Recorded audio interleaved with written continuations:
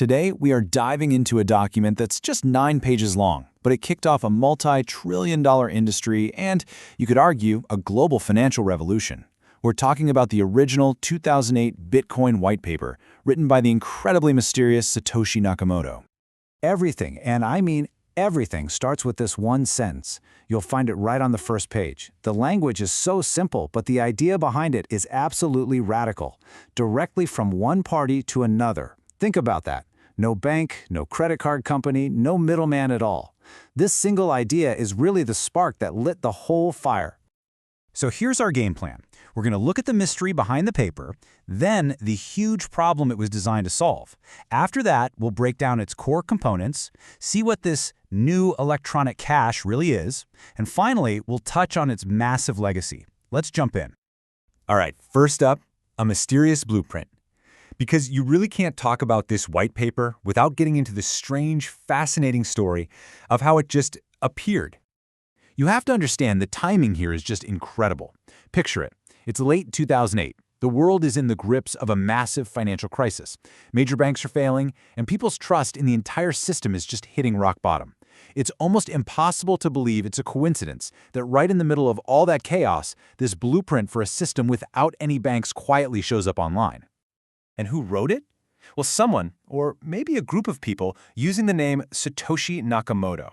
A totally anonymous figure who creates this revolutionary financial system, gives it to the world for free, and then just vanishes. Seriously, the mystery of who Satoshi is only makes the legend of this document even bigger. Okay, so let's move on. What problem was this mysterious paper actually trying to solve? Well, that brings us to the single biggest hurdle for any kind of digital money. What's known as the double spending problem. Just think about it for a second. Any file on your computer, a photo, a document, an MP3, you can copy it perfectly, an infinite number of times. So if digital money is just data, what's to stop me from sending you one digital coin and then turning around and sending that exact same digital coin to somebody else? That right there is the double spend problem. This breaks it down perfectly. Let's say Alice has one digital coin. She sends it to Bob, but since it's just data, she can also send a copy of that same coin to Carol. So, who actually owns the coin now? Both Bob and Carol think they do. The whole system falls apart. Now, the traditional solution was easy. You just stick a bank in the middle to keep track of everything.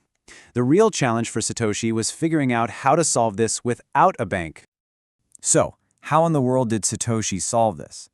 This is where the true genius of the white paper comes through. It wasn't one single brand new invention, but this incredibly elegant combination of 3 ideas that were already out there. The first piece of this puzzle is the foundation, a peer-to-peer network. So instead of every transaction having to go through a central hub, like a bank server, everyone in the network is talking directly to everyone else. There's no one in charge. You know, a pretty good way to think about this is like a giant public group chat. Every single person in that chat has a complete copy of the entire conversation. You can't just secretly delete a message you sent because everyone else's copy would instantly prove you wrong. Okay, the second component is the blockchain itself. This is the shared public record book. All the transactions get bundled together into what are called blocks, and then each new block is cryptographically linked to the one before it, kind of like a digital fingerprint.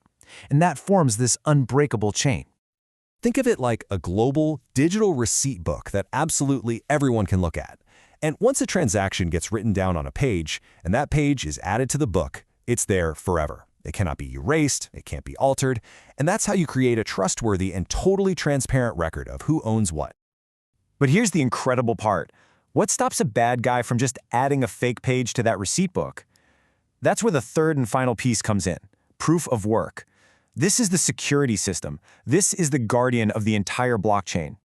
You can think of proof of work as a really, really hard math puzzle, and all these network participants, who we call miners, are all racing to be the first to solve it. The winner gets the right to add the next block, the next page of receipts, to the chain. And because this takes an immense amount of computer power and electricity, it makes trying to cheat the system incredibly expensive and difficult. In fact, being honest is literally more profitable than trying to cheat. Okay, so let's put those 3 pieces together. You've got the peer-to-peer network, you've got the blockchain, and you've got proof of work. What kind of system do you get when you combine them? This slide really shows the massive shift in thinking. On the left, that's the traditional system. It relies on you trusting a central authority, an authority that, remember, failed spectacularly in 2008. On the right, that's Bitcoin's vision, a decentralized network where you don't need trust because verification is done by code that's open for anyone to see, and transactions aren't just logged, they're final. It's a completely different way of looking at finance.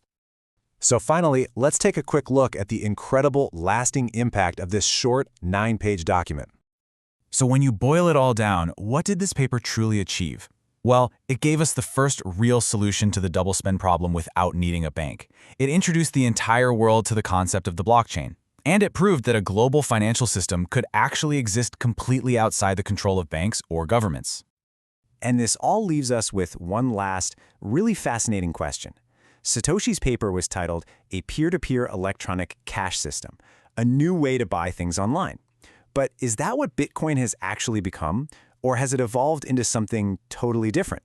Maybe a new kind of asset, a digital gold, a platform for new applications? The blueprint was simple, but the structure that's been built on top of it is way more complex than anyone, maybe even Satoshi, could have ever imagined.